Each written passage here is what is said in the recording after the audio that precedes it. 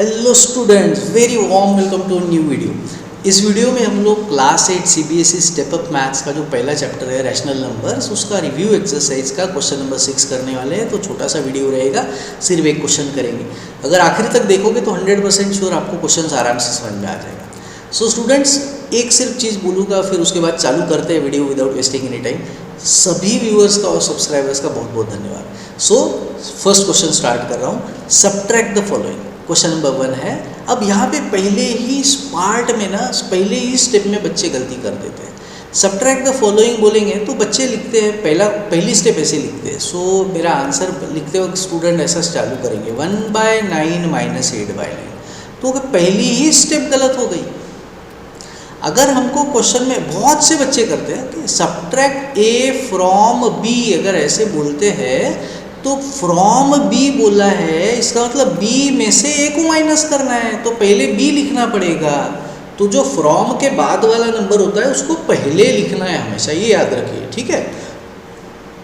तो यहाँ पे फ्रॉम 8/9 है, तो इसका मतलब क्या है कि मुझे 8/9 को पहले लिखना पड़ेगा। 8/9 में से 1/9 माइनस करना है। अब देखिए डिनोमिनेटर का पार्ट तो सेम है, दोनों में 9 सेम है, तो सिर्फ ऊपर ही सॉल्व करेंगे 8 - 1 और हमारा आंसर आ गया। देखिए 7/9, क्वेश्चन खत्म।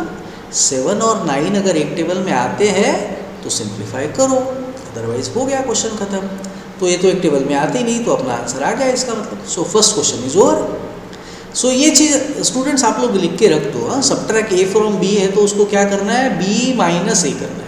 मतलब फ्रॉम के बाद जो लिखा है उसको पहले लिखना है, ये याद रख दीजिए, आपके पास लिख के भी रख दीजिए।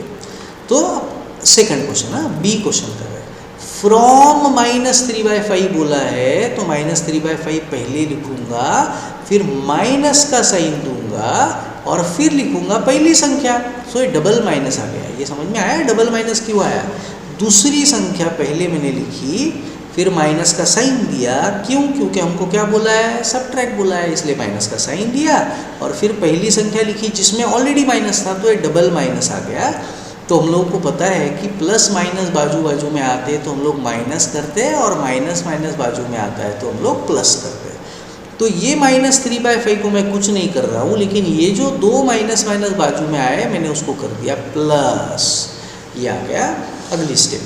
अब बहुत से बच्चे, फिर से मैं बताऊंगा क्या कॉमन मिस्टेक्स है, आप लोग उस पर ध्यान दीजिए प्लीज़। ये 5 और ये 5 ऐसे कैंसिल कर देते हैं, 5 1 जा 5, 5 1 जा 5। वो तभी कैंसिल हो सकता था अगर ये दो फ्रैक्शंस के बीच में मल्टीप्लाई होता है ऐसे, तो फिर कोई प्रॉब्लम नहीं था। 5 1 जा 5, 5 1 जा 5 बिल्कुल कर सकते थे। लेकिन अगर दो फ्रैक्शंस के बीच में प्लस या माइनस है तो फिर इस तरीके से करेंगे तो अपना क्वेश्चन गलत हो जाएगा, तो अपने को याद रखना है। सो ऐसे नहीं करना है, ओके। सो माइनस माइनस मैंने प्लस कर दिया। अब करना क्या है, डिनोमिनेटर तो मेरा अलग दिख रहा है, एक 5 है एक 11 है, तो मुझे एलसीएम निकालना पड़ेगा। 5 और 11 का एलसीएम मेरा आएगा 55। मतलब ऐसी संख्या जो दोनों के टेबल में सबसे पहले आती है, तो ऐसी संख्या कौन सी है, 55 है। तो इसका मतलब अब मुझे डिनोमिनेटर दोनों जगह 55 करना है। तो पहला मेरा फ्रैक्शन क्या है, -3/5, और दूसरा मेरा फ्रैक्शन क्या है, 5/11। पहले फ्रैक्शन में अगर डिनोमिनेटर में 55 करना है, अभी 5 है तो मुझे इसको इंटू 11 करना पड़ेगा, तो मैं न्यूमरेटर को भी नेचुरली इंटू 11 करूँगा। दूसरे फ्रैक्शन में डिनोमिनेटर में 11 है, 55 करने के लिए मुझे इंटू 5 करना पड़ेगा, तो न्यूमरेटर को भी मैं इंटू 5 करूँगा। तो मेरा पहला फ्रैक्शन क्या बन गया, देखिए -33/55 और बाद में प्लस का साइन है, और दूसरा फ्रैक्शन मेरा बन गया 25/55। अब देखो डिनोमिनेटर सेम, तो सिर्फ उसको एक बार लिखो और सिर्फ न्यूमरेटर को सॉल्व करो। सो -33 + 25। अब ये साइन अलग है, साइन अलग है तो सब्ट्रैक्ट करो, बड़ी संख्या का साइन दो, ये आ गया हमारा आंसर। ये एक टेबल में अगर आते हैं नंबर्स तो सिंप्लीफाई करेंगे, अगर नहीं आते तो अपना आंसर आ गया। सो 8 और 55 तो एक टेबल में आते नहीं। So this is our answer students, okay. Second question भी हमारा हो गया, तो 2 क्वेश्चन बचे। तो क्वेश्चन नंबर सी पे अभी हम लोग भीड़ रहे हैं। Okay, so question number C पे जाते हैं। सो क्वेश्चन सी में बोला है सब्ट्रैक्ट दिस फ्रॉम दिस। तो फ्रॉम दिस वाला जो पार्ट है मुझे उसको पहले लिखना है। 3 इंटीजर 3/20 में से मुझे क्या सब्ट्रैक्ट करना है, ये नंबर -5 इंटीजर 1/4। तो पहले तो मिक्स फ्रैक्शन दे दिया है, मुझे इसको इम्प्रॉपर फ्रैक्शन बनाना है।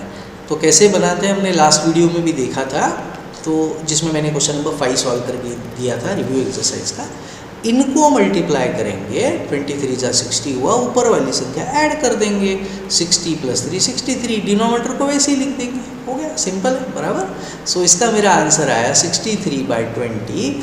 ये माइनस माइनस को मैंने कर दिया प्लस, वैसे ही इसको भी मैं सॉल्व कर लेता हूँ। 5 इंटीजर 1/4 इसको इंटू कर दिया, 5 4 जा 20 हुआ, ऊपर वाला ऐड कर दिया 21 हुआ, नीचे का फिर वैसे ही। सो 21/4। अब देखो एलसीएम निकालना पड़ेगा, डिनोमिनेटर में संख्या तो अलग अलग है, तो लेकिन 4 के टेबल में ही 20 आता है। डिनोमिनेटर में जो 4 और 20 है तो 4 के टेबल में 20 आता है। इसका मतलब मेरा एलसीएम जो रहेगा वो 20 ही रहेगा, सादा सिंपल। तो अब मुझे करना क्या है, डिनोमिनेटर को 20 करना है। तो डिनोमिनेटर 20 करने के लिए पहले इसमें तो ऑलरेडी मेरा 20 है, तो कुछ करने की ज़रूरत ही नहीं है। दूसरे फ्रैक्शन में 20 करने के लिए मैं इंटू 5 करूँगा नीचे, तो ऊपर भी इंटू 5 कर दूँगा। सो ये आया 63/20 प्लस ये आया 105/20। अब डिनोमिनेटर अगर सेम आ गया है तो मुझे सिर्फ उसको एक बार लिखना है और सिर्फ न्यूमरेटर्स को सॉल्व करना है। तो 20 को मैंने लिख दिया, फिर आया 63 + 105।